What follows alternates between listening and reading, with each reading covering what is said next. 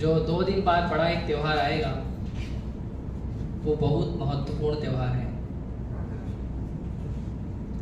जैसे जन्माष्टमी होता है तो जन्माष्टमी पूरे संसार के लोग मनाते हैं,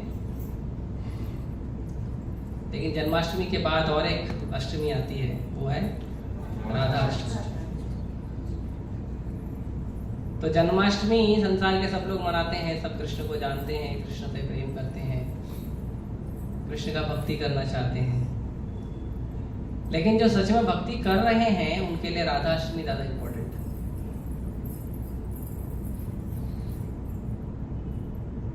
क्योंकि बच्चे को माता और पिता दोनों का प्रेम चाहिए, और उसमें भी ज्यादा प्रेम माँ का चाहिए। पिता का तो प्रेम चाहिए, लेकिन बच्चा जो है विशेषकर माँ से ज्यादा आकर्षित होता है। तो इसीलिए जो लोग भक्ति कर रहे हैं उनके लिए राधा अष्टमी बहुत महत्वपूर्ण है। इसके लिए इस्कॉन के जो भक्त हैं, जो लोग इस्कॉन में आके भक्ति कर रहे हैं, लोग राधा अष्टमी को बहुत महत्व देते हैं। तो कृष्ण वैसे पूर्ण है, लेकिन कृष्ण जब 2 होते हैं, एक पुरुष और एक स्त्री का जब रूप लेते हैं, तो कृष्ण जब पुरुष का रूप लेते हैं तो वो पुरुष कृष्ण होते हैं, और जब वो स्त्री के रूप में रहते हैं तो वो राधा रानी होते हैं। तो पहले हम थोड़ा सा चर्चा करेंगे जो विघ्नेश्वर गणेश जी हैं, फिर उसके बाद हम थोड़ा चर्चा करेंगे श्रीमती राधा रानी के बारे में। ठीक है? तो श्री ब्रह्म संहिता में एक श्लोक है, वो श्लोक ऐसा है, यत पाद पल्लव युगम विनिधाय कुंभ द्वंद्वे प्रणाम समये सगणादि राजा विघ्नान विहंतम अलमस्य जगत्त्रयस्य गोविंदम आदि पुरुषम तमहम भजामि। तो इस श्लोक को ब्रह्मा जी ने कहा था। ब्रह्म संहिता हमारे मंदिर में अक्सर पढ़ी जाती है, रोज सुबह भी भक्त लोग कभी कभी पढ़ते हैं, और खासकर अभिषेक जब होता है भगवान का तो ब्रह्म संहिता पढ़ी जाती है। तो उसमें भगवान का विशद वर्णन है, उसमें भगवान कृष्ण का, विष्णु का, ब्रह्मा का, दुर्गा का, शिव का, सूर्य का, सबका वर्णन है, और बताया गया है कि कैसे उनका संबंध भगवान से है। कौन कौन से जो देवी देवता हैं उनका भगवान से क्या क्या संबंध है। शिव जी के बारे में कहते हैं, क्षीरम यथा दधि विकार विशेष योगा संजायते नहीं तथा पृथगस्ति हेतु यशंभुतामपि तथा समुपैति कार्यात् गोविंदमादि पुरुषम तमहं भजामि। थोड़ा बोलिए।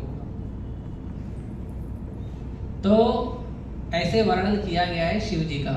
फिर उसके बाद वर्णन है सूर्य देव का है, दुर्गा माता का है, सृष्टि स्थिति प्रलय साधन शक्ति रेखा छाये वयस्य भुवनानि विभ्रति दुर्गा इच्छा रूपम अपि अस्य यचष्टते सा गोविंदमादि पुरुषम तमहं भजामि। तो ऐसे बहुत वर्णन किया गया है, देवी देवताओं के बारे में भी बताया गया है। तो हम भक्तों को ये कंप्लीट कंफर्मेशन होना चाहिए, कन्विक्शन होना चाहिए, दृढ़ विश्वास होना चाहिए कि जो कृष्ण हैं वो परम भगवान हैं, और संसार में जितने भी देवी देवता हैं वो उन्हीं से जुड़े हुए हैं, उनसे कनेक्टेड हैं। लेकिन श्री चैतन्य चरितामृत में इसको और स्पेसिफिक किया गया है कि कृष्ण जो है वो भगवान है, और बाकी सारे देवी देवता कौन है? उनके सेवक हैं। एकला ईश्वर कृष्ण आर सब भृत्य, प्यारे जैसे नाचाए से तैसे करें नृत्य। एक अकेले कृष्ण ही भगवान है, और बाकी क्या है? बाकी भगवान की भृत्य। भृत्य मतलब भगवान के सेवक हैं। जितने भी देवी देवता हैं वो सेवक हैं, और इन देवी देवताओं में 5 जो हैं उनको पंचदेव अथर्वशीर्ष कहते हैं। 5 तो 5 में तो 3 तो हैं वो भगवान कृष्ण के ही कला अवतार है, कला गुण अवतार है। ब्रह्मा, विष्णु, महेश, ये भगवान के ही गुण अवतार हैं। भगवान 6 रूप में अवतार लेते हैं, गुणा अवतार, शक्तावेश अवतार, लीला अवतार, युगा अवतार, निरंतरा अवतार, शक्तावेश अवतार, तो 6 प्रकार से भगवान प्रकट होते हैं। तो उसमें जो गुणा अवतार है वो है ब्रह्मा, विष्णु, महेश। ब्रह्मा जी भगवान के रजोगुण के अवतार हैं। ब्रह्मा जी जीव हैं, मनुष्य हैं, मतलब जैसे हम जीव हैं ऐसे ब्रह्मा जी भी जीव हैं। हम सब एक बार ब्रह्मा बन चुके हैं, और अगर आप ब्रह्मा के पद के लायक सेवा करोगे तो फिर से ब्रह्मा बन सकते हो। सब लोग ब्रह्मा बन सकते हैं, है ना। तो आप ऐसा मत सोचो एक ही पोस्ट है ना। देश में तो सोचना पड़ता है एक ही पोस्ट है, पता नहीं कौन से इलेक्शन में बनेगी। तो आप चिंता मत करो, कृष्ण के पास अनंत ब्रह्मांड है। आप ब्रह्मा जैसे ही बन जाओगे, कृष्ण के पास पोस्ट हमेशा रेडी रहती है, किसी ब्रह्मांड में भेज देंगे, जाओ ब्रह्मा का काम करो। हम जिस ब्रह्मांड में रह रहे हैं वो सबसे छोटा ब्रह्मांड है, सबसे छोटा। 4 डायमेंशन, 4 डायमेंशन का हमारा ब्रह्मांड है, यूनिवर्स सबसे छोटा है। इसके लिए यहाँ जो हमारा ब्रह्मांड है, इस ब्रह्मा के 4 सिर हैं, चतुर्मुखी ब्रह्मा। 4 डायमेंशन है, इसके लिए चतुर्मुखी है। जितना डायमेंशन बढ़ता है यूनिवर्स का, ब्रह्मा जी के सिर उतने बढ़ते हैं। कभी 10 डायमेंशन है, कभी 100 डायमेंशन है, कभी 1000 डायमेंशन है, 1,00,000 डायमेंशन है। तो उतने ब्रह्मा के सिर भी होते हैं। ऐसे ही बहुत सारे ब्रह्मा हैं, बहुत सारे शिव हैं, बहुत सारे हैं। जितने ब्रह्मांड हैं उतने ब्रह्मा, उतने शिव हैं। और भगवान विष्णु भी उतने ही रूप ले लेते हैं। तो पंचदेव अथर्वशीर्ष में जो 3 भगवान के गुण अवतार हैं, ब्रह्मा, विष्णु, महेश।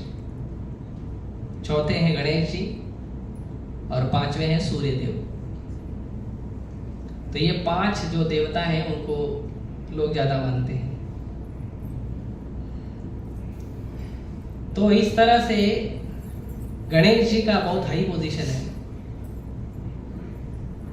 कई बार हम देखते हैं कि कोई व्यक्ति भक्ति करता है, कृष्ण की करता है, तो बोलता है कृष्ण बड़े हैं, बाकी सब किसी काम के नहीं है, हमारा काम कृष्ण करते ना, बस हो गया। कि कृष्ण हमारे काम के, तो बाकी लोग का जरूरत नहीं। कुछ लोग शिव जी का भक्ति करते हैं तो उसे शिव महान है, बाकी लोग का हमको जरूरत नहीं। कुछ गणेश जी का करते हैं, कुछ दुर्गा माता का करते हैं, है ना। इसके लिए सबके अलग अलग संप्रदाय भी है। कृष्ण या विष्णु का भक्ति करने वाले वैष्णव कहलाते हैं। शिव जी का जो भक्ति करते हैं उनको शैव कहते हैं। जो दुर्गा का भक्ति करते हैं उसको शाक्त कहते हैं। नीचे बैठ जाइए। जो दुर्गा का भक्ति करते हैं उनको शाक्त, क्योंकि शक्ति के उपासक हैं, इसके लिए शाक्त कहते हैं। जो दुर्गा जी बोल रही पीछे से। और जो गणेश जी के उपासक है उनको गाढ़पत्य बोलते हैं, गणेश जी के फॉलोअर। और नास्तिक लोग भी हैं। तो ऐसे कई सारे जो हैं वो अलग अलग भक्ति करने वाले लोग हैं और उनके अलग अलग संप्रदाय हैं। उसके बाद गणेश जी जो हैं वो बहुत ही प्रिय देवता भी हैं और प्रिय पुत्र भी हैं। आप लोगों को पता है वो कहानी कि जब गणेश जी को कहा गया कि जाओ पूरे संसार का चक्कर लगा के आओ, 3 चक्कर लगाओ, जो चक्कर लगाएगा उसको हम बड़ा मानेंगे। तो गणेश जी का तो जो गाड़ी है, पार्किंग गाड़ी, छोटा है ना, क्या है, मूषक महाराज। और उनका गाड़ी बहुत स्लो चलता है, बाकी गाड़ी से तो स्लो ही चलता है। किसी के पास हंस है, किसी के पास मोर है, किसी के पास घोड़ा है, है ना, सबका अपना अपना गाड़ी है। गणेश जी का गाड़ी छोटा है और स्लो चलता है, थोड़ा पावरफुल है लेकिन स्लो चलता है। तो गणेश जी के क्या करेंगे, तो गणेश जी ने क्या किया, अपने माता पिता का चक्कर लगा दिया। तो उन्हें उपाधि दी गई प्रथम ईश, प्रथम पूजनीय ईश, ये गणेश जी को उपाधि। इसके लिए आप देखेंगे चाहे शादी हो, चाहे विवाह हो, किसी का मंगनी हो, किसी का बर्थडे हो, गृह प्रवेश हो, कोई शांति पाठ हो, तो पहला पूजा, अग्र पूजा गणेश जी की जाती है। लेकिन अगर आप भगवान कृष्ण की भक्ति कर रहे हो तो आप डायरेक्ट कृष्ण भगवान की पूजा करो, उसमें कोई दोष नहीं है। क्योंकि कृष्ण की जब पूजा करते हो तो गणेश जी ऑटोमेटिकली खुश हो जाते हैं, ऑटोमेटिकली ही बिकम्स हैप्पी। आप गणेश जी के सामने जाके गणेश जी की पूजा नहीं करके कृष्ण की पूजा करोगे तो वो ज्यादा खुश होते हैं। जो व्यक्ति गणेश जी का जाके पूजा कर रहा है और जो व्यक्ति जाके कृष्ण भगवान का पूजा कर रहा है, तो गणेश जी ज्यादा आशीर्वाद कृष्ण भगवान के भक्त को देते हैं, क्योंकि गणेश जी के आराध्य देवता है भगवान कृष्ण। तो ये सिस्टम भी है। तो शिव जी जो हैं, शिव जी, माता पार्वती, ये भगवान राम के, कृष्ण की भक्ति करते हैं। गणेश जी के आराध्य देवता है भगवान नरसिम्हा देव, वो नरसिम्हा देव की पूजा करते हैं। तो यद पाद पल्लव युगम विनिधाय कुंभ, तो गणेश जी का ये जो दो कुंभ है ना, हाथी के दो कुंभ होते हैं बड़े बड़े, ये जो दो कुंभ हैं, इन दो कुंभ पे गणेश जी क्या करते हैं, पाद पल्लव युगम, भगवान कृष्ण के दोनों चरणों को अपने सिर पे धारण करते हैं। तो उससे क्या होता है, उससे होता है कि गणेश जी के अंदर जो संसार का दुख हरने की, संसार का जो कष्टों को हरने की, संसार के दुखों को निवारण करने की जो शक्ति आती है, वो गणेश जी को भगवान के श्री चरण कमल को अपने माथे पे रखने से आती है, ऐसा ब्रह्मा जी कह रहे हैं।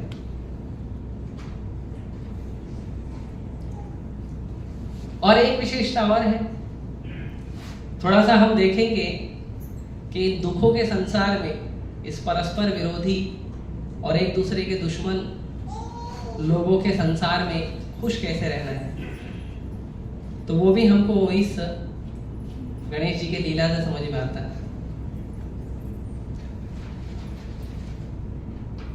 तो हम देखते हैं ध्यान से, हम ध्यान से देखते हैं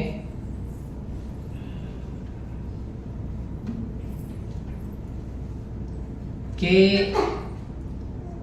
यदि आप देखेंगे भगवान शिव जी के जो पूरा परिवार है, तो गणेश जी का वाहन है मूषक महाराज, है ना, उंदीर मामा। तो गणेश जी का जो वाहन है वो मूषक महाराज है और शिव जी के गले में सांप है। अभी सांप चूहे को देखेगा तो क्या बोलेगा, ब्रेकफास्ट है ना, उसका तो आहार है, लेकिन फिर भी सांप खाता नहीं चूहे को, है ना। और शिव जी के गले में सांप है और उनके जो पुत्र हैं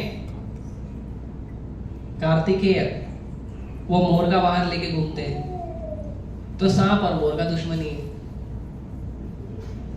है ना। और शिव जी का जो वाहन है वो है नंदी, और दुर्गा माता का वाहन है शेर। यहां पे भी विरोध है। अब पूरे फैमिली वाले जब घर पे आते हैं तो गाड़ी का पार्किंग का जगह तो एक ही है। अभी आप सोचो, गाड़ी पार्किंग करके गए, सारी गाड़ी एक दूसरे में लड़ाई करने लगे तो कैसा चलेगा, लड़ाई होगा ना। चूहा भागेगा, सांप भागेगा, मोर भागेगा, नंदी भागेगा, शेर, सब भागने लगेंगे एक दूसरे को, तो घर कैसे चलेगा। लेकिन फिर भी परस्पर संबंध है और मीठा संबंध है।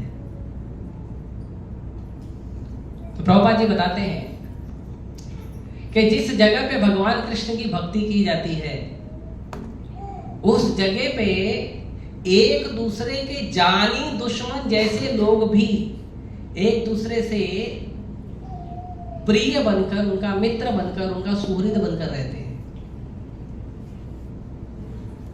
ऐसे लोग जिनका नेचुरल स्वभाव है, जिनका स्वाभाविक गुण है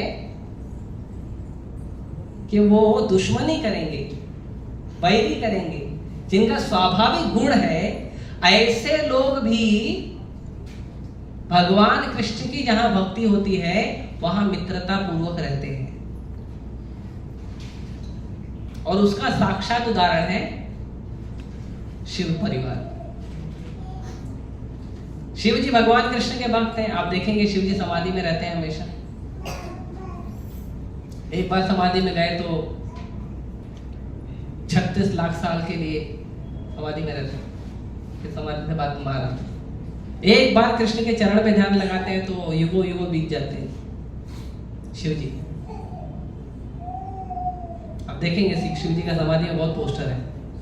वो बराबर भगवान के चरण कमलों पे ध्यान लगा के भगवान का भजन में लीन रहते हैं। तो दुर्गा माता, वो भी उनका भी नाम है वैष्णवी। दुर्गा माता का एक नाम है कृष्णा, पता है? एक दुर्गा माता का नाम कृष्ण भी है, उनको कृष्ण भी बुलाते हैं। बहुत प्रिय है भगवान को। और भगवान की बहन है सुभद्रा, है ना? दुर्गा माता भगवान की बहन है और गणेश जी भांजे हैं, कृष्ण मामा है। तो वो स्वीट रिलेशन है आपस में। तो गणेश जी भी भक्त हैं, भगवान शिव भी भक्त हैं, माता दुर्गा भी भक्त हैं। पूरा फैमिली जो है वो भगवान कृष्ण का भक्त है। इसीलिए जो पूरा परिवार है वो परिवार में द्वेष नहीं होता है, वो परिवार में दुश्मनी नहीं होती है। हम देखते हैं आज के समय पे शादी करने के बाद भी पति पत्नी आपस में झगड़ा कर लेते हैं, बहुत झगड़ा करते हैं। कई लोगों का तो कंप्लेन हमारे तक पहुंच जाता है, प्रभु जी क्या करें? तो मैं बोलता हूँ सहो, हरे कृष्ण जपो और सहो। और क्या करोगे? मैं खुश हूँ, मुझे खुश रहने दो।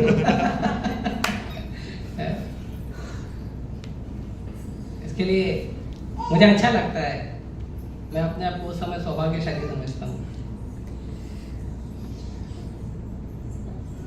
अलग बात है, वो भी जरूरी है, कुछ लोग के लिए करना चाहिए। तो प्रभुपाद जी और एक जगह वर्णन करते हैं और प्रभुपाद जी बताते हैं कि जो वृंदावन है, अभी तो वृंदावन पूरा शहर जैसा कन्वर्ट हो गया है। पहले के समय में जो वृंदावन था, तो वृंदावन में पहले जंगल में शेर और खूंखार पशु भी रहते थे। तो प्रभुपाद जी बोलते हैं कि शेर जैसे खूंखार पशु भी साधु के पास आते थे और साधु उनको अपनी कुटिया में बिठाते थे और उसको थोड़ा सा दूध दे देते, बोलते थे ये दूध पियो और खुश रहो।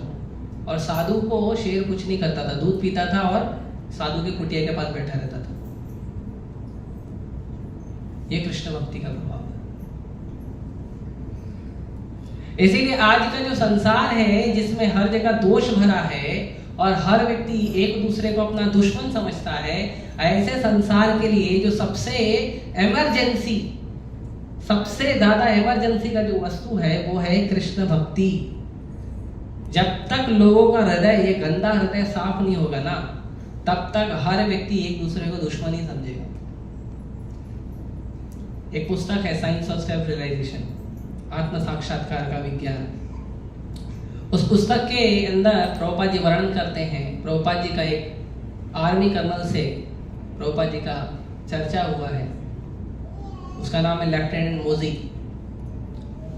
तो वो जो आर्मी कर्नल है वो प्रभुपाद जी के साथ चर्चा कर रहा था। तो प्रभुपाद जी ने उनको पूछा कि आप तो आर्मी का काम किए हो, तो आपके हिसाब से लोग क्राइम क्यों करते हैं, लोग अपराध क्यों करते हैं?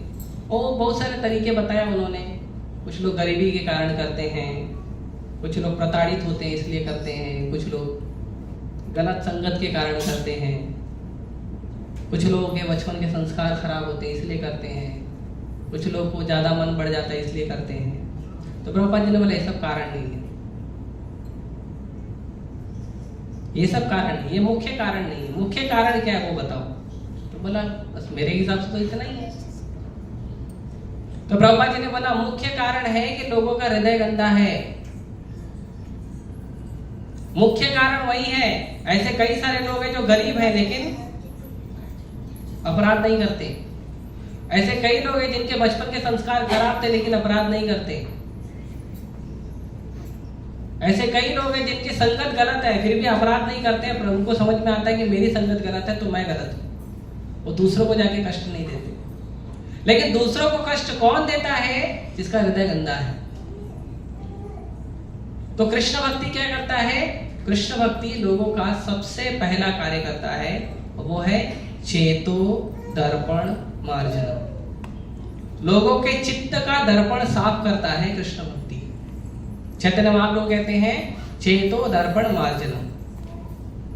और कौन करता है चित्त का दर्पण साफ? भगवान का नाम। हरे कृष्णा कृष्णा कृष्णा हरे हरे, हरे राम राम राम हरे हरे। भगवान का नाम जो है वो बहुत शक्तिशाली है।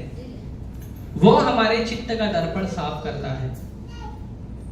और भगवान का नाम जब जब शुरू होता है, भगवान का जब लोग नाम जप करते हैं, जब लोगों का हृदय साफ होता है, तो हमने देखे हैं बड़े से बड़े अपराधी भी बड़े से बड़े साधु बनकर भगवान की सेवा करते हैं और अपराध करने से बचते हैं। आपको एक छोटा कथा सुनाता हूँ, मृगारी का। मृगारी का कथा सुना आप लोगों ने? नहीं? ठीक है, आप सुनाता हूँ। तो एक शिकारी था, उसका नाम मृगारी था। उसको मृगारी बोलते थे लोग, शायद मृग ज्यादा मारता होगा। मृगारी नाम था उसका। वो क्या करता था? वो जानवरों को मारता तो था, लेकिन जानवरों को तीर मार के आधा मरा छोड़ देता था। और जानवर जो है, आधे मरे हुए जानवर तड़पते रहते थे और वो जाके दूसरे जानवर को आधा मारता था, पूरा किसी जानवर को नहीं मारता था। तो एक बार नारद मुनि जा रहे थे उसी जंगल से। तो नारद मुनि ने देखा कि सभी जानवर, बहुत सारे जानवर है, खरगोश है और हिरन है और अलग अलग छोटे छोटे जानवर हैं, सबके शरीर में तीर लगा हुआ है, सब छटपटा रहे हैं, मरे भी नहीं हैं, जिंदा भी नहीं हैं, तड़प रहे हैं। तो नारद मुनि तो वैष्णव हैं, उनको दया आ गई। तो उन्होंने बोला क्या करना चाहिए? तो उन्होंने क्या किया? उन्होंने देखा कि एक जो शिकारी है वो तीर लेकर घात लगाए बैठा है और एक छोटा सा खरगोश जो है वहां पे घास खा रहा था कुछ। तो नारद मुनि ने क्या किया? जोर से ताली बजाया तो खरगोश भाग गया। इसका तीर गया, लगा नहीं। तो मृगारी को गुस्सा आ गया। मृगारी बोला आप कौन है? मेरा शिकार क्यों भगा दिया आपने? तो नारद मुनि ने कहा वो छोड़ो, पहले मेरे को बताओ ये सब जो आधे मरे जानवर हैं इनको मारा किसने? बोला मैंने मारा। जो मेडल देना है मुझे दो, ये नेक काम मैंने किया है। तो नारद मुनि बोले आपको मारना है तो पूरा मारो या तो मत मारो। आधा क्यों मारते हो? उनको तड़पता क्यों छोड़ते हो? तो उसने कहा कि जब ये लोग तड़पते हैं दर्द से तो मुझे बहुत देखकर आनंद आता है।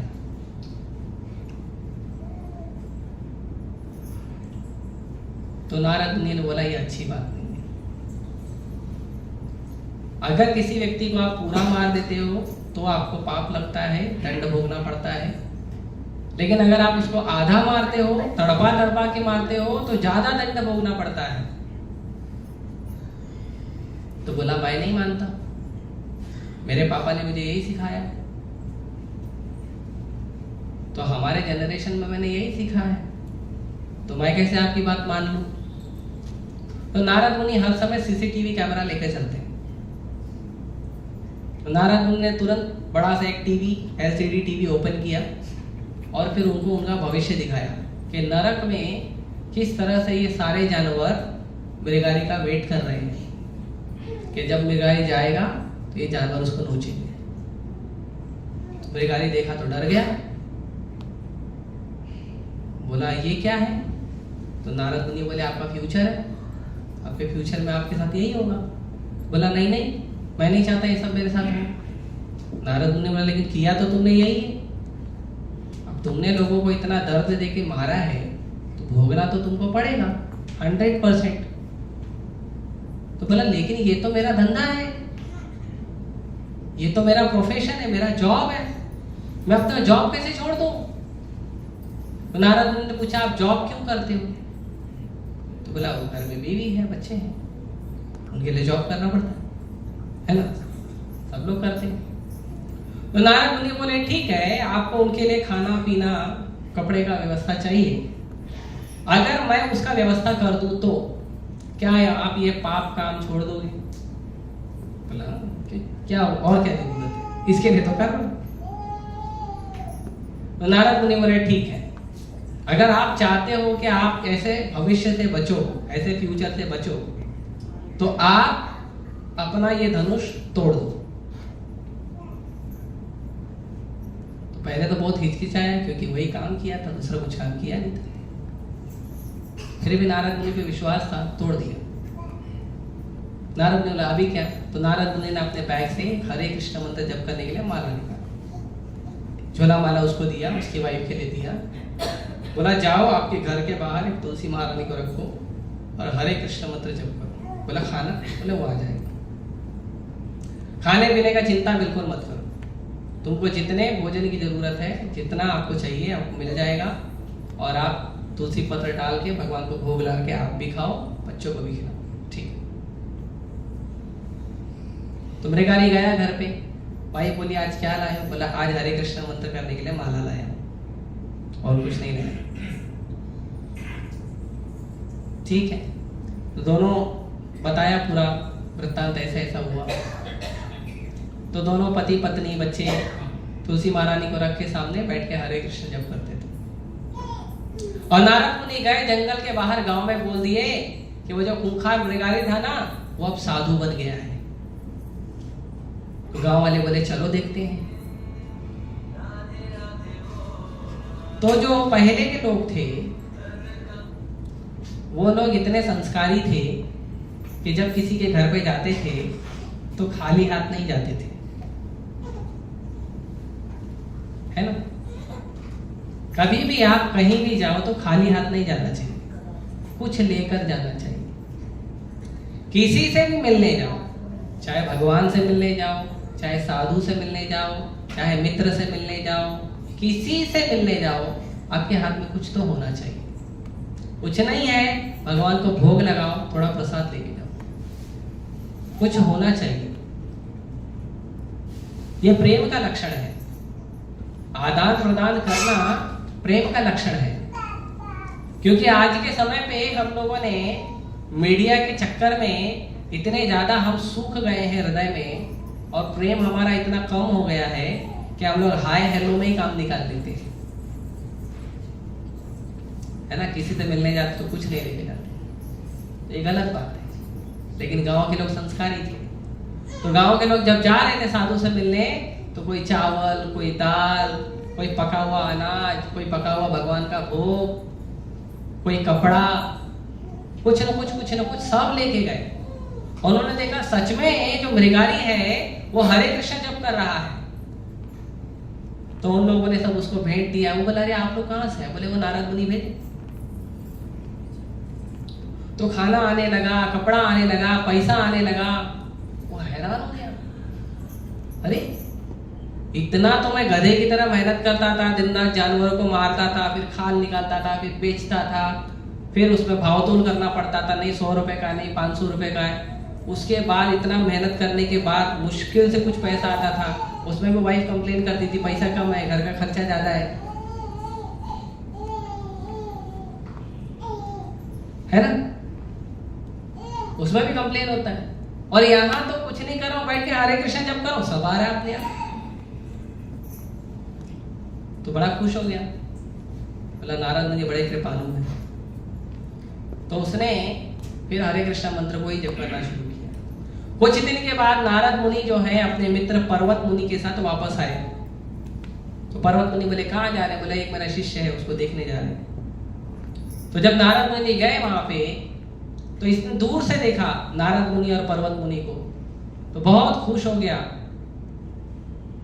और उसने क्या किया, दौड़ते दौड़ते नारद मुनि के पास गया।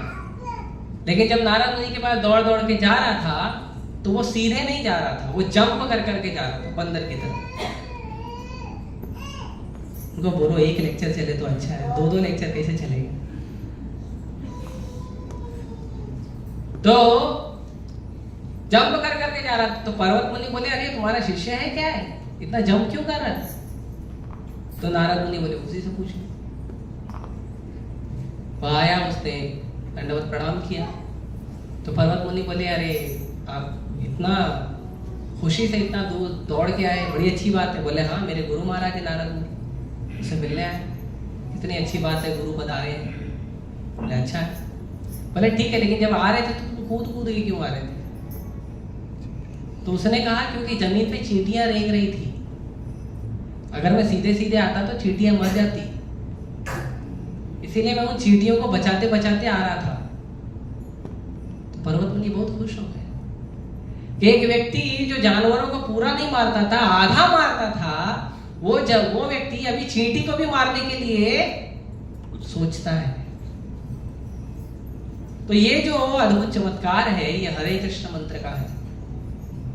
एक और चमत्कार है हरे कृष्ण मंत्र का जो आप लोग जानते हैं, और वो क्या है कि एक डाकू था, बड़ा खूंखार डाकू था, उसका नाम था रत्नाकर डाकू। और वो रत्नाकर डाकू ने इतना पाप किया था कि उसके मुंह से भगवान राम का नाम नहीं निकलता था।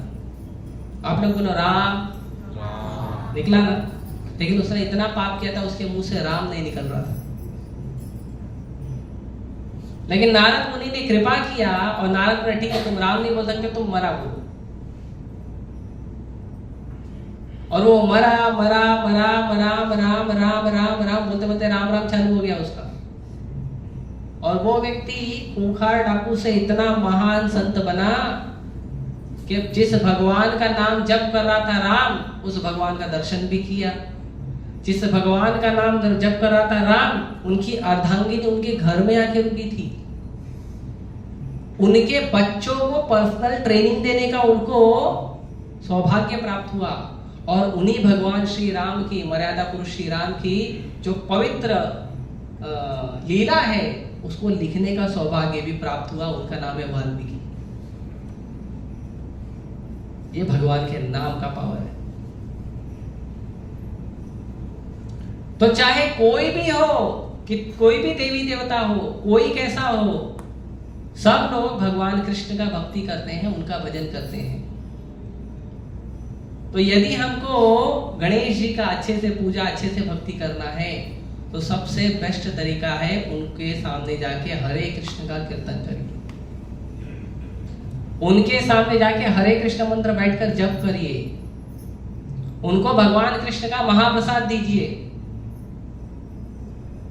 और एक बहुत ही वंडरफुल चीज है गणेश जी के बारे में, बहुत वंडरफुल, और वो ये है, मैं थोड़ा सा और एक्स्ट्रा बता देता हूं। तो श्रीपाद शंकराचार्य जी जो शंकर जी के अवतार हैं, उन्होंने 1100 साल पहले एक गीत लिखा था जिसको जगन्नाथ अष्टकम कहते हैं। तो उस जगन्नाथ अष्टकम में शंकराचार्य जी कहते हैं, रामा शंभु ब्रह्मामरपति गणेश अर्चित पदो जगन्नाथ स्वामी नयन पथगामी भवतु में। इसका ट्रांसलेशन है, भगवान जगन्नाथ कभी कभी कालिंदी नदी के तटों पर समस्त कुंजों में संगीत वादन करते हुए और गाते हुए संगीतात्मक मधुर ध्वनि उत्पन्न करते हैं। वे ग्वालिन व्रज बालाओं के कमल सदृश मुखों के अमृत रस का आस्वादन करते हुए महान हर्षोल्लास का अनुभव करते हुए एक भंवरे के समान है। उनके चरण कमल लक्ष्मी जी, शिव जी, ब्रह्मा जी, इंद्र एवं गणेश जी जैसे महान व्यक्तित्व द्वारा पूजे जाते हैं। कृपया ब्रह्मांड के वे स्वामी मुझे भी दृष्टिगोचर हो। तो जो गणेश जी हैं, शिव जी हैं, लक्ष्मी जी हैं, दुर्गा जी हैं, इंद्र है, चंद्र है, वरुण है, वायु है, ये सब भगवान श्री कृष्ण के चरण कमल का भजन करते हैं। आप अगर जाओगे जगन्नाथपुरी तो जगन्नाथ मंदिर के अंदर ही गणेश जी का सुंदर विग्रह है, मंदिर बनाया अंदर। जगन्नाथ मंदिर के अंदर बहुत सारे मंदिर हैं। एक जगन्नाथ जी का मेन मंदिर है और उनका जो प्रांगण है उसके अंदर बहुत सारे मंदिर हैं। गणेश जी का ये मंदिर है। और गणेश जी का एक बहुत बड़ा योगदान है इतिहास में, बहुत बड़ा योगदान है। जब वेद व्यास जी ने सारे वेद लिख लिए, उपनिषद लिख लिए, पुराण लिख लिए, शास्त्र लिख लिए, तो जो वेद लिखे हैं वो तो बुद्धिमान वर्ग के लोगों के लिए लिखे हैं। जो लोग बुद्धिमान हैं, जिनका वेद पढ़ने का गुण जो है प्राप्त हो चुका, उनके लिए वेद लिखे हैं। वेद कोई भी पढ़ नहीं सकता, और पढ़ेगा अगर मान लो तो गलत उसका उपयोग निकालेगा, उसका गलत मतलब निकालेगा। लोग गीता पढ़ के गलत मतलब निकालते, वेद तो दूर की बात है। गीता में से मोटिवेशन निकालते, बताओ। भगवत गीता में भक्ति दिया है, पग पग में भक्ति है, लेकिन उसको मोटिवेशन निकालते, उसमें सेल्स कैसे बढ़ाना है वो निकालते, कंपनी का ग्रोथ कैसे होएगा वो निकालते हैं लोग। तो ये अगर प्रामाणिक व्यक्ति से हम नहीं सुनेंगे तो ये गलती होता है।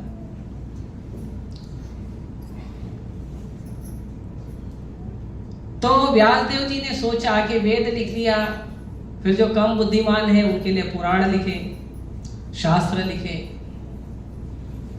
फिर वेद व्यास जी ने कहा जो बहुत अल्प बुद्धिमान है, जिनको कम बुद्धि है, तो कई बार होता ना, लोग श्लोक वाला जो ग्रंथ है वो कम पढ़ते हैं, वो कहानी वाला ग्रंथ ज्यादा पढ़ते हैं। जिसमें सिद्धांत है वो थोड़ा कम पढ़ते, बोलते कौन सिद्धांत फॉलो करेगा इतना। उनको कहानी तो बढ़िया है ना, उसमें ट्रेजेडी होना चाहिए, रोमांस होना चाहिए, ड्रामा होना चाहिए, एक्शन होना चाहिए, और ऐसा चीज थोड़ा चटपटा मसाला लोगों को बहुत पसंद है। इसके लिए तो इतना सब दुकान चल रहा है बॉलीवुड वालों का, नहीं तो क्यों दुकान है टीवी सीरियल वालों का, और सारा कचरा इन्होंने ही हमारे समाज में डाला।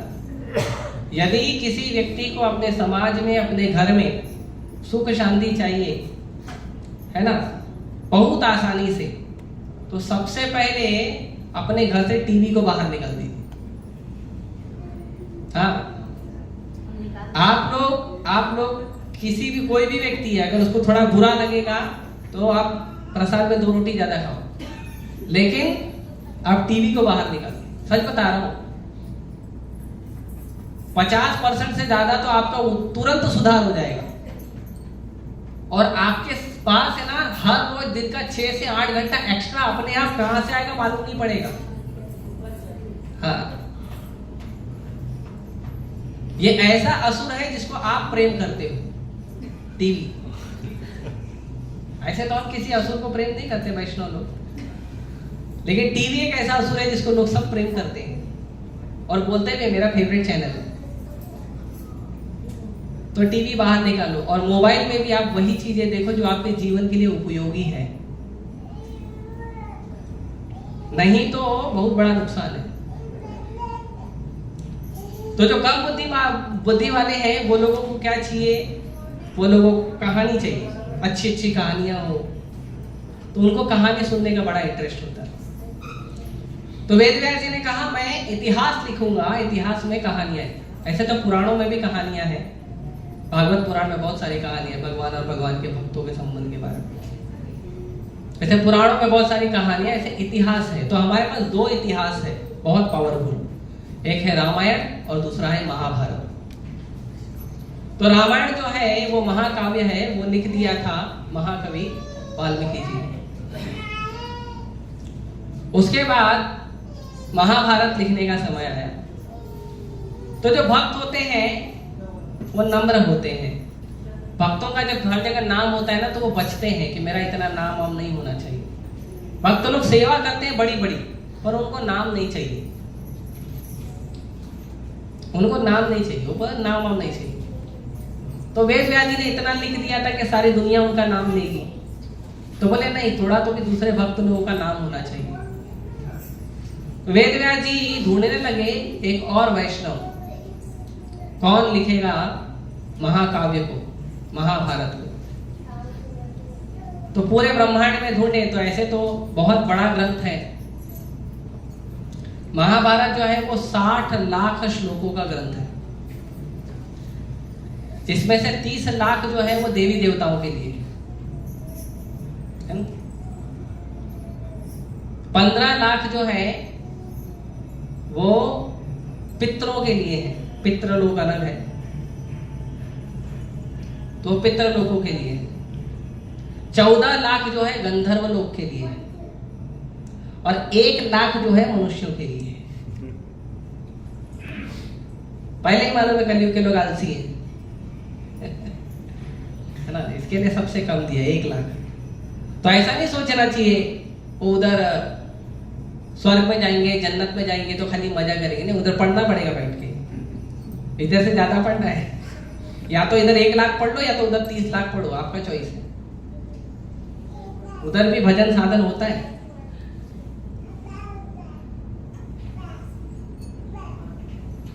तो गणेश जी को, शिव जी को उन्होंने रिक्वेस्ट किया तो शिव जी बोले गणेश जी लिखेंगे। तो गणेश जी ने लिखना शुरू किया।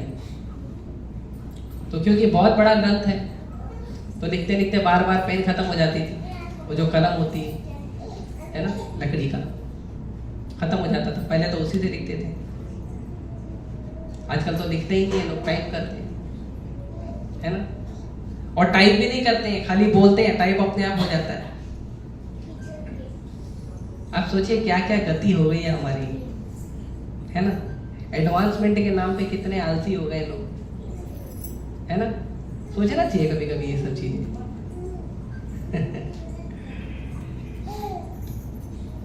तो गणेश जी बार बार लिखते थे तो कलम टूट जाती थी। तो गणेश जी ने अपना दांत तोड़ लिया और दांत से लिखना शुरू कर दिया। तो गणेश जी को कहते एक दंत, एक ही दांत है, लेकिन कैसे, दयावंत, दयालु। तो गणेश जी ने लिखा पूरा महाभारत, और उसी महाभारत में 1 लाख श्लोकों के महाभारत में 700 श्लोकों का और एक महान ग्रंथ है, और वो है भगवान कृष्ण की वाणी भगवत गीता। तो यदि किसी व्यक्ति को चाहिए कि गणेश जी आए हैं, उनको प्रसन्न करना है, तो उनके लिए हरे कृष्ण मंत्र जप करिए और भगवत गीता पढ़िए, भगवत गीता बांटिए। ये 11 दिन आप लोग जितना ज्यादा गीता बांटोगे उतना ज्यादा गणेश जी प्रसन्न होंगे, क्योंकि लिखा उनका ही है। कई बार लोग बोलते हैं ना कि गीता तो इंसानों ने लिखा है, उसको बोलना नहीं, प्रणाम करो, गणेश जी ने लिखा है। तो गणेश जी ने लिखा है भगवत गीता, महाभारत लिखा, उसमें भगवत गीता गणेश जी ने लिखा है। इंसानों को तो लिखने को थोड़ा समझ में तो आता नहीं है, लिखने की बात करते हैं लोग। एक श्लोक दे दो तो उसमें पीएचडी होती है 5 साल में, और लोग बोलते इंसानों ने लिखा है। तो ऐसा नहीं। तो इसीलिए हमको सबसे अच्छा उत्तम तरीका है गणेश जी का भजन करने का, भक्ति करने का, उनकी उपासना करने का, उनकी सेवा करने का, कि उनके साथ आप, वो परम वैष्णव हैं, शिव जी के पुत्र हैं और वैसे ही महान वैष्णव हैं, तो आप उनके साथ हरे कृष्ण मंत्र जप करिए, भगवत गीता पढ़िए, उनके साथ बैठकर उनको भगवान का महाप्रसाद दीजिए। ये सब सबसे उत्तम तरीका है गणेश जी को प्रसन्न करने का। ऐसे शिवरात्रि आती है, सब लोग जाते, कोई जल चढ़ाता, कोई बेलपत्र चढ़ाता, आप जाके एक माला बैठ के हरे कृष्ण जप करो, पूरे दिन में जितने भक्तों ने उनको जल डाला है ना, सबका आशीर्वाद आपको दे देंगे। हैप्पी। अरे कोई तो हरे कृष्णा बोले आके, दिन भर में 1000 लोग विजिट करके गए शिव जी को, हरे कृष्णा किसी ने बोला ही, सब ओम नमः शिवाय बोल के जाते। कम से कम ओम तो बोलते हैं, ओम भगवान का नाम, भगवान कृष्ण का नाम, वेदम पवित्र ओमकार विरसावे वीरे बच्चे, भगवद गीता में वर्णन करते हैं भगवान।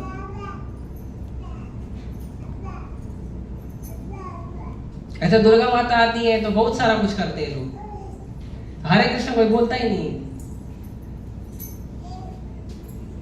तो हालांकि गणेश जी जो है वो विघ्नेश्वर है, विघ्न नाशक है, लेकिन उनके ऊपर सबसे बड़ा विघ्न आ जाता है जब लोग उनको लेके आके बॉलीवुड का गाना सुनाते हैं।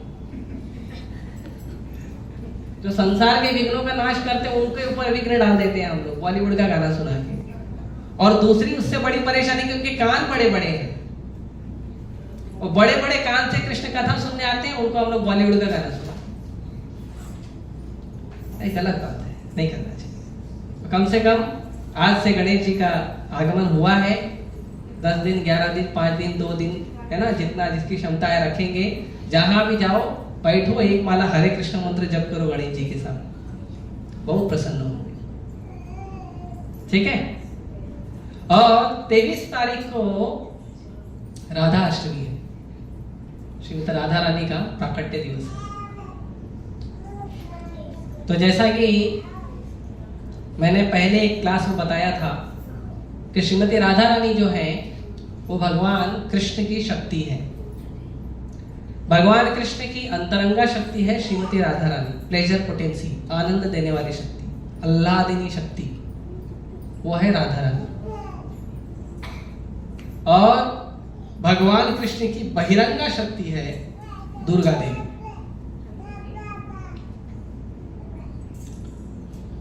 तो ये श्रीमती राधा रानी कौन है? ये भगवान की ही शक्ति है। इसलिए कई बार लोग पूछते हैं राधा कृष्ण का विवाह क्यों नहीं हुआ? तो पहले तो पूछना चाहिए आपको क्या प्रॉब्लम, आपको नहीं बुलाया था इसके लिए। कभी कभी लोग यही बोलते हैं विवाह नहीं हुआ था, क्यों नहीं हुआ था? हमको बुलाया नहीं, हमको ऐसा लगता है इसके लिए नहीं हुआ था। तो ऐसी भौतिक लीला में भांडेर में ब्रह्मा जी ने विवाह किया था राधा रानी। लेकिन वैसे भगवान कृष्ण और राधा रानी के विवाह की आवश्यकता नहीं है। जैसे सूरज है और सूरज की रोशनी है, तो सूरज को अपनी रोशनी से विवाह करने की जरूरत है? चीनी को अपने मिठास से विवाह करने की जरूरत है? नहीं। एक शक्तिमान है, दूसरी शक्ति है, तो विवाह की आवश्यकता नहीं है।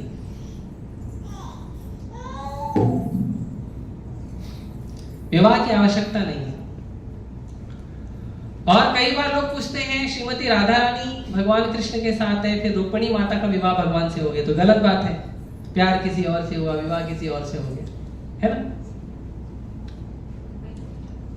तो ये सारी जो गलत बातें हैं, लोग वही लोग सोचते हैं जो लोग पहली बात तो ठीक से भक्ति करना नहीं चाहते, और दूसरी बात अपने बुद्धि के स्तर पे भगवान की लीलाओं को समझने का प्रयास करते हैं। भगवान की लीला को समझना है तो भक्तों से समझना जरूरी है और शरणागत भाव से समझना चाहिए। अगर आपको भगवान के बारे में कुछ जानना है तो चैलेंज करके मत पूछिए, क्योंकि जब व्यक्ति का बुद्धि चैलेंज देने का होता है उस समय उसका सुनने का, ज्ञान लेने का जो बुद्धि का दरवाजा है वो बंद रहता है। तो अगर उस समय आपको सही ज्ञान दिया भी जाए तो आपकी बुद्धि में जाएगा नहीं, क्योंकि दरवाजा बंद है। इसके लिए भगवान ने भगवत गीता में अर्जुन को कहा कि अर्जुन शरणागत हो जाओ, तद्विद्धि प्रणिपातेन परिप्रश्नेन सेवया। सबसे पहले प्रणिपात करो, सबसे पहले सरेंडर करो, सबसे पहले प्रणाम करो, उसके बाद परिप्रश्नेन, फिर प्रश्न करो। डायरेक्ट आके चैलेंज मत दो। अगर आप चैलेंज दोगे तो आपको सही उत्तर दिया भी जाएगा तो भी आपके बुद्धि में नहीं जाएगा, क्योंकि बुद्धि चैलेंज देते समय बंद होती है।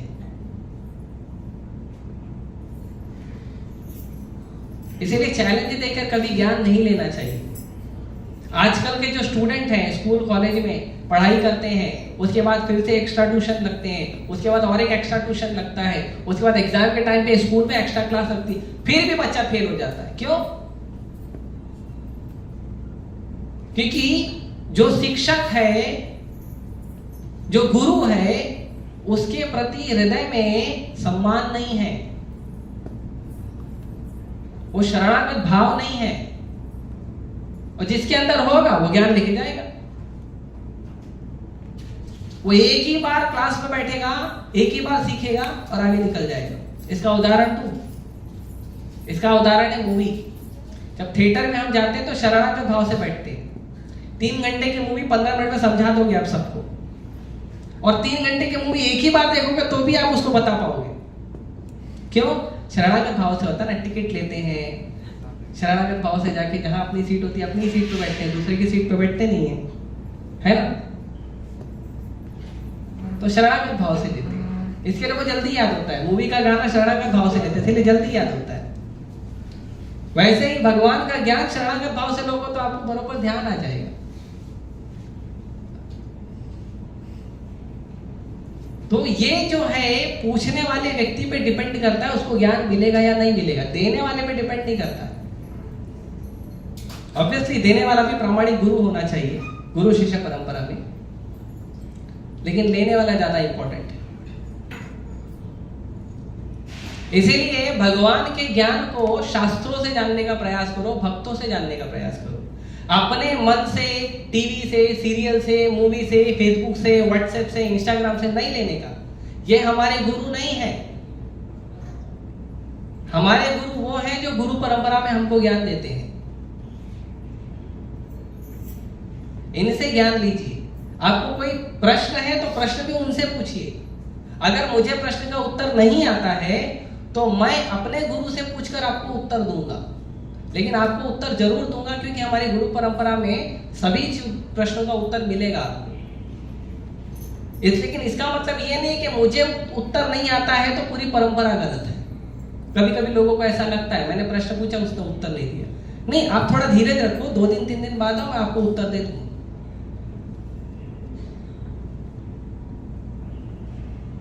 तो इसीलिए भगवान को, भगवान की लीलाओं को समझने के लिए हमको गुरु शिष्य के माध्यम से समझना चाहिए।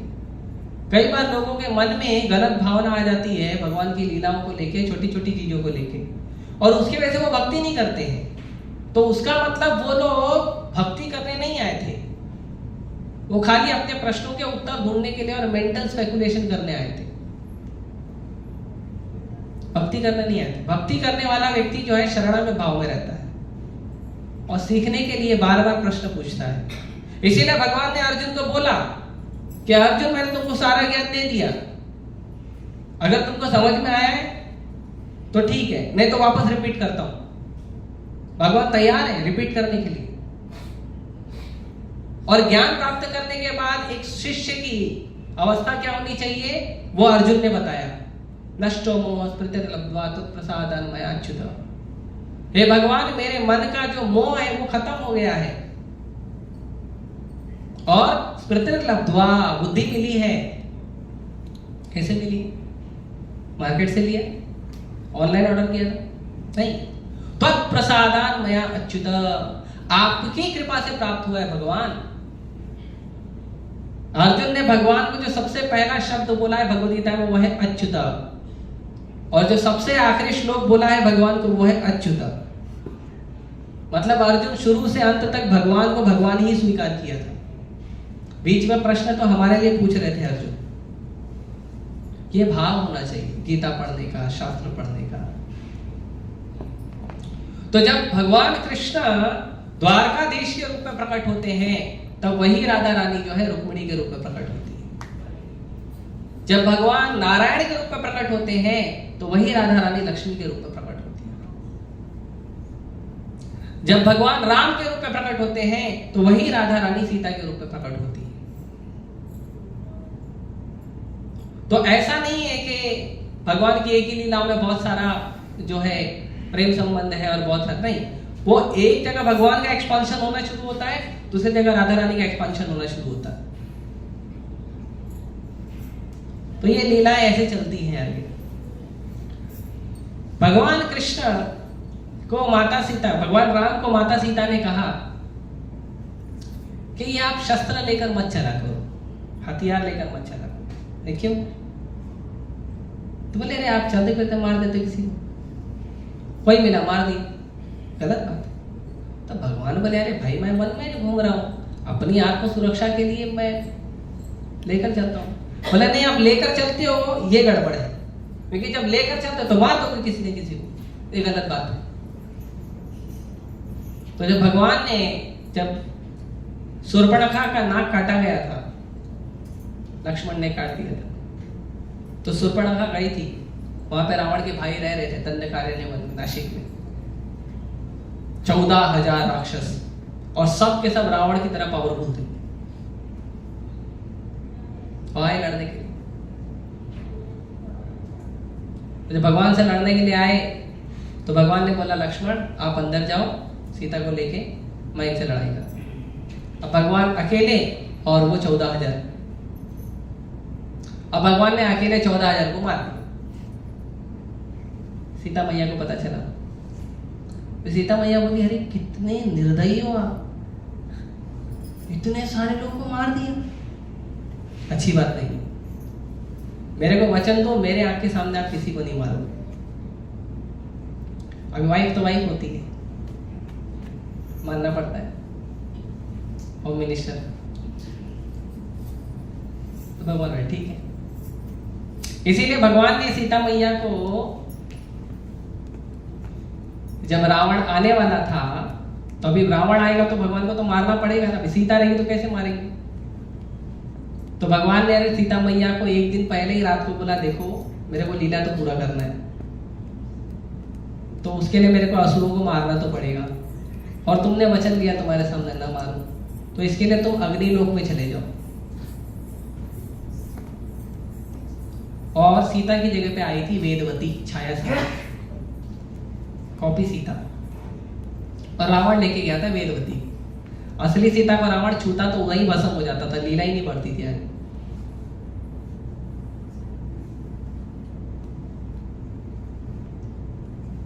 तो फिर भगवान ने इतने सारे असुरों का विनाश किया। फिर सीता मैया बोली, गलत बात है, अगली लीला में आप कोई भी अस्त्र शस्त्र लेकर नहीं आओगे। भगवान बोले ओके, नो प्रॉब्लम। तो भगवान जब कृष्ण के रूप में आए तो कोई अस्त्र शस्त्र लेकर नहीं आए, एक बांसुरी लेके आए, वो बजाते थे, लेकिन असुर आता तो फिर भी मारते थे। पूतना आई, उसका दूध पी के मार दिया। तृणावर्त आया, उसका गला दबा के मार दिए। शकटासुर को किक मारे, वो सीधा स्वर्ग पहुंच गया। तो राधा रानी बोली, गड़बड़ काम करते हो आप। अरे क्या गड़बड़ किया, तुम्हारा तो बात माना, तुम बोले शस्त्र मत लाओ। बोले शस्त्र नहीं लाओ, मैंने क्यों बोला, किसी को मारो मत, अब फिर भी तुम्हारे मारने का काम चालू है। मारना पीटना तुम्हारा बंद हुआ नहीं है, तो तुम प्रॉमिस करो किसी को मारोगे नहीं। तो भगवान बोले ठीक है, अगली लीला में किसी को मारूंगा नहीं। लेकिन राधा रानी बोली, मेरे को भरोसा नहीं है, अगली लीला में तुम्हारे शरीर में ही आऊंगी मैं। तो भगवान कृष्ण ने रूप लिया चैतन्य महाप्रभु। तो जब भगवान चैतन्य महाप्रभु का रूप लिए, उस समय भगवान कृष्ण का शरीर और श्रीमती राधा रानी का भाव लेकर भगवान धरती पर प्रकट हो गए। इसके लिए श्री कृष्ण चैतन्य राधा कृष्ण नाही अन्य। श्री कृष्ण चैतन्य जो है वो राधा कृष्ण ही है, दोनों राधा कृष्ण का मिलित विग्रह रूप है। और इस अवतार में भगवान ने दुष्टों को नहीं मारा, दुष्टों के हृदय में जो दोष है उनको मारा। और कैसे मारा, भगवान का नाम जप करके, हरे कृष्णा कृष्णा कृष्णा हरे हरे, हरे राम राम राम हरे हरे। तो भगवान चैतन्य महाप्रभु कई बार श्रीमती राधा रानी के भाव में ही रहते थे। भगवान चैतन्य महाप्रभु जब जगन्नाथ जी के सामने जाते थे तो जगन्नाथ जी को कहते थे, तो भगवान चैतन्य महाप्रभु ऐसे बात करते थे जैसे भगवान चैतन्य महाप्रभु राधा रानी है, क्योंकि भाव वही है। और जगन्नाथ जी से बात करते थे, भगवान कृष्ण है ऐसे, और खूब नृत्य करते थे। तो भगवान के सामने जब जाना चाहिए तो महाप्रभु ने सिखाया हमें नाचना चाहिए, गाना चाहिए, खूब उत्साह में रहना चाहिए, है ना, ऐसा दुखी नहीं रहना चाहिए। भगवान के सामने भी आया तो परिवार में जितना हमको है ना लिस्ट है हमारा सामान का, वो लेकर नहीं आना चाहिए। लेके आएंगे तो भी चलेगा, गलत नहीं है, कम से कम भगवान के सामने आइए, अच्छी बात है। लेकिन अच्छा भाव है कि भगवान के पास आओ तो आनंद में आओ, उत्सव करते हुए आओ, हृदय में आनंद भर के आओ, भगवान के पास भक्ति भाव से आओ, बहुत अच्छा है। और भगवान के सामने कीर्तन करो, नाचो गाओ। तो 23 तारीख को राधा अष्टमी है, और राधा अष्टमी के दिन सुबह मंगला आरती होगी, सेम समय, जो सेम टाइम रहेगा, सुबह 4:30 बजे। 5 बजे भगवान का पट बंद होगा। उसके बाद 6 बजे भगवान कृष्ण और श्रीमती राधा रानी का शोभा यात्रा होगा जुहू बीच पे। जुहू बीच पे जाएंगे सब लोग, नाचते गाते जुहू बीच पे जाएंगे। फिर शोभा यात्रा वापस आएगी 7 बजे, 7:15 बजे। भगवान का फिर श्रृंगार आरती दर्शन होगा, गुरु पूजा होगा। सुबह हमारे मंदिर के किसी वरिष्ठ भक्त द्वारा राधा रानी के सुंदर आविर्भाव पर सुंदर कथा होगा और उसके बाद भगवान का अभिषेक होगा 11 बजे और फिर अभिषेक होगा, फिर सबके लिए आरती होगा, महाप्रसाद सबके लिए होगा 1 बजे, 1 बजे 1:30 बजे, जो भी टेंटेटिव टाइम होगा। और शाम को और एक बड़ा उत्सव होगा और वो होगा नौका विहार लीला। भगवान श्री श्री राधा कृष्ण, श्री श्री राधा रास बिहारी नौका में आरूढ़ होंगे, नौका में विहार करेंगे। हमारा जो तुलसी आंगन है उसको पूरा पानी से भर दिया जाएगा और उसको फूलों से डेकोरेट किया जाएगा। बहुत सुंदर लगता है देखने में, आप लोग आइएगा जरूर देखने के लिए। और राधा कृष्ण ललिता विशाखा जो है उस नौका में विहार करेंगे और वो नौका को आई थिंक 7 बजे से 7, सवा 7 बजे से शुरू होगा और वो 9 बजे तक रहेगा। तो आप सभी आइए, भगवान श्री श्री राधा कृष्ण के राधा रास बिहारी की नौका विहार लीला का भी आनंद लीजिए। उसमें प्रसाद भी मिलेगा, ठीक है। तो ये जो सुंदर लीला है श्रीमती राधा रानी का, वो उस दिन और चर्चा किया जाएगा। और भी कुछ मेरे पास ऑनलाइन वीडियोस होंगे वरिष्ठ भक्तों के, तो मैं ग्रुप पर डाल दूंगा, ठीक है। धन्यवाद। हरे कृष्णा कृष्णा कृष्णा हरे हरे, हरे राम राम राम। किसी का प्रश्न है? किसी का कोई प्रश्न है तो पूछ सकता है। प्रभु जी, वो जो बोले थे थोड़ा समझ में नहीं आया, जो रावण जो लेके गए सीता माँ, वे हाँ, छाया सीता वेदवती। तो रावण जो है वो एक्चुअली बहुत खराब कैरेक्टर का आदमी था। रावण रेपिस्ट था। वो जिस लोक में जाता था उस लोक की जो सबसे सुंदर स्त्री है उसका वो विनय भंग करता था। तो रावण एक बार जा रहा था, पर्वत की ओर से जा रहा था। तो पर्वत में माता वेदवती तपस्या कर रही थी। तो जो माता वेदवती है वो प्रकट हुई थी वेदों के उच्चारण करने से। माता वेदवती के पिता जब वेदों का उच्चारण कर रहे थे तो उनके शब्द ध्वनि से वेदवती प्रकट हुई थी। तो वेदवती जब बड़ी हुई तो पिताजी ने पूछा कि तुम्हारा विवाह का समय हो गया है, तुम्हारा विवाह किससे होना चाहिए?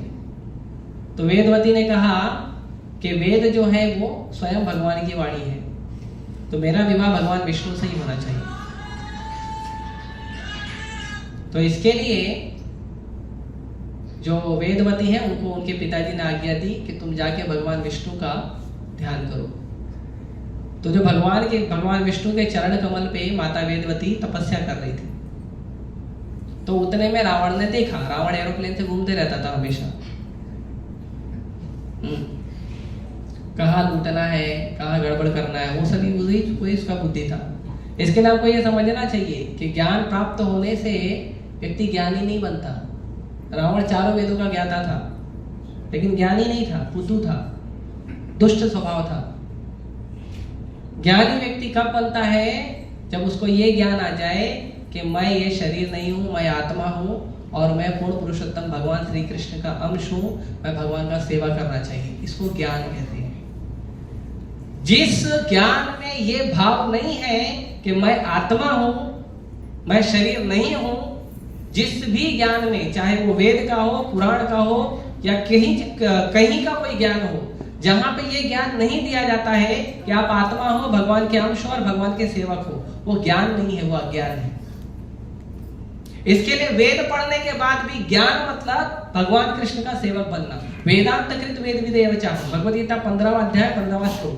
भगवान कहते हैं कि वेदों को पढ़ने का मतलब है मुझे समझना। अगर वेद पढ़ने के बाद हमको ये नहीं समझ में आया कि मैं भगवान का अंश हूं और मैं भगवान की सेवा करना चाहिए, मतलब आपने वेद पढ़ा ही नहीं।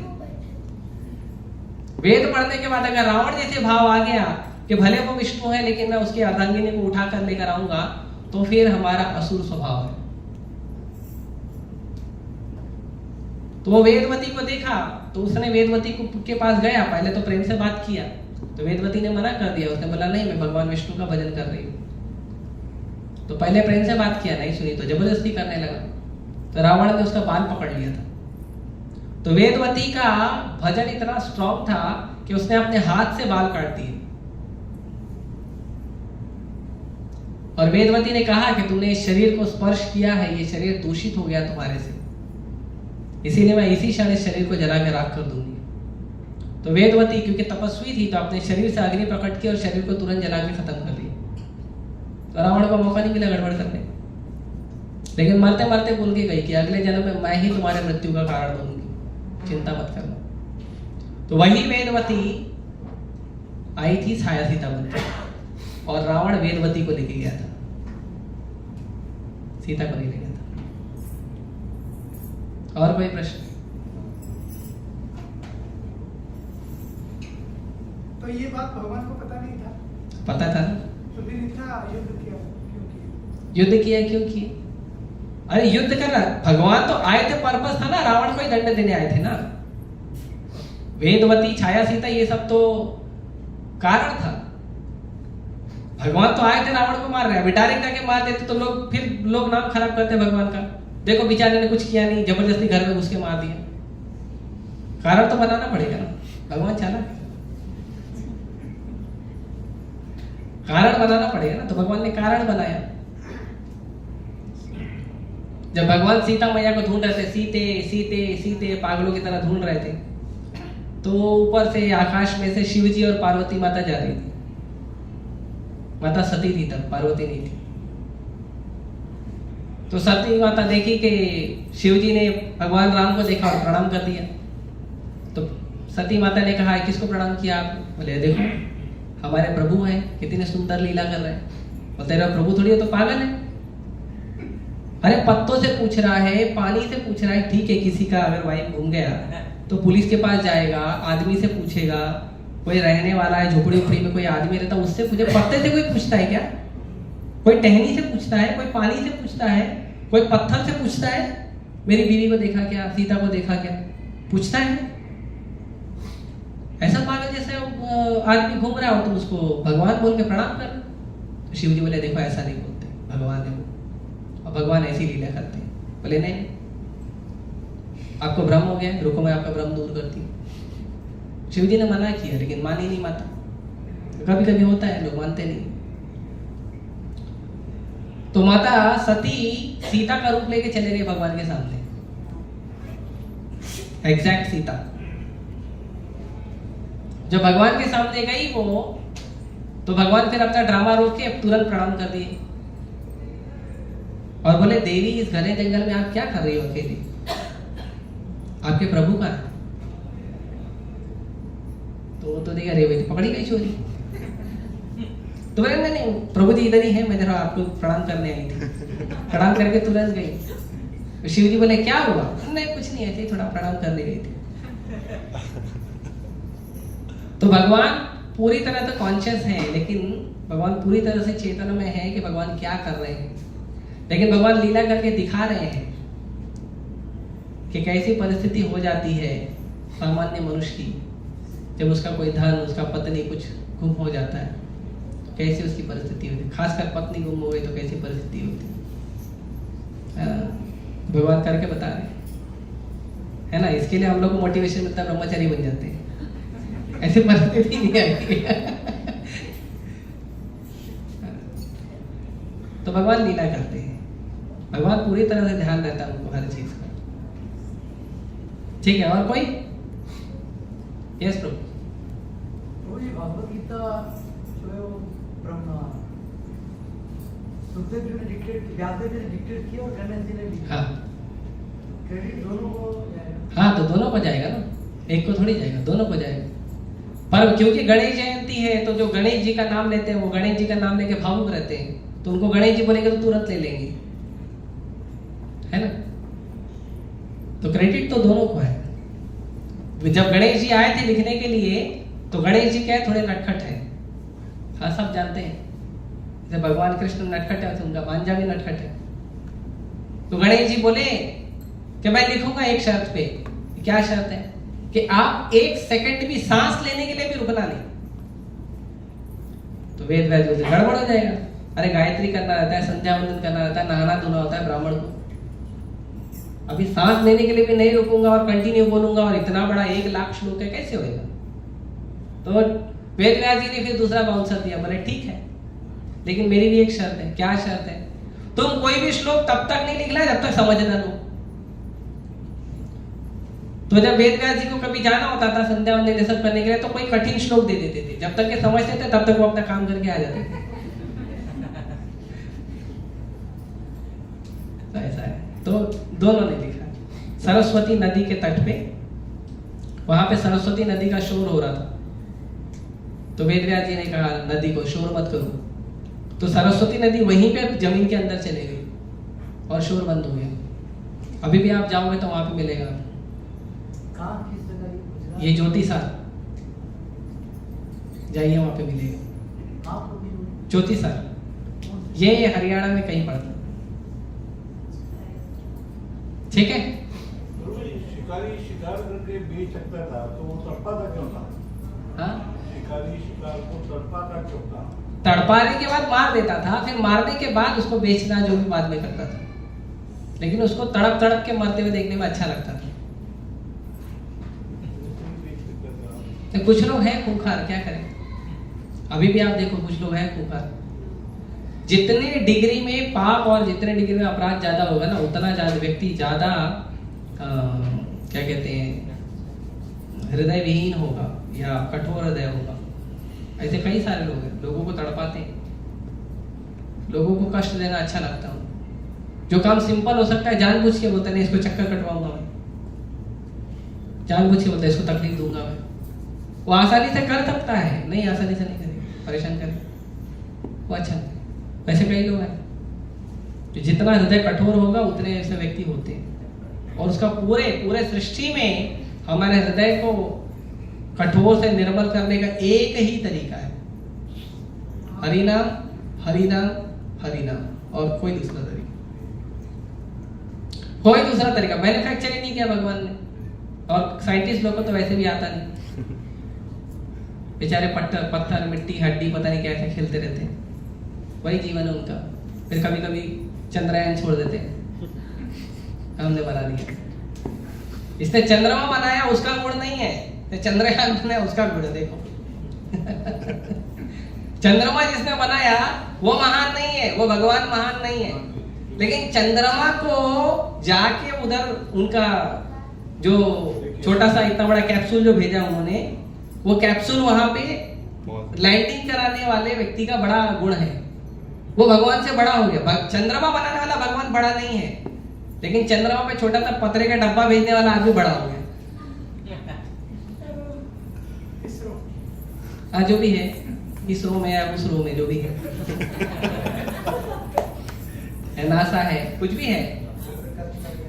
हाँ, अभी बोले आदित्य L1 भेजे, आदित्य का सूर्ययान भेजे हैं। तो सूर्य महान नहीं है, सूर्य बनाने वाला महान नहीं है, सूर्य चलाने वाले विवस्वान महान नहीं है, वो जो रॉकेट भेजा ना छोटा सा पतरे का डब्बा, वो महान है। बताओ क्या बुद्धि है लोगों की। ऑक्सीजन और जो हाइड्रोजन है वो महान नहीं है बनाने वाला, वो H2O फॉर्मूला देने वाला महान है। जबकि वो ऑक्सीजन बनाने वाला महान होना चाहिए। तो ऐसे तो संसार के लोग हैं, क्या करें?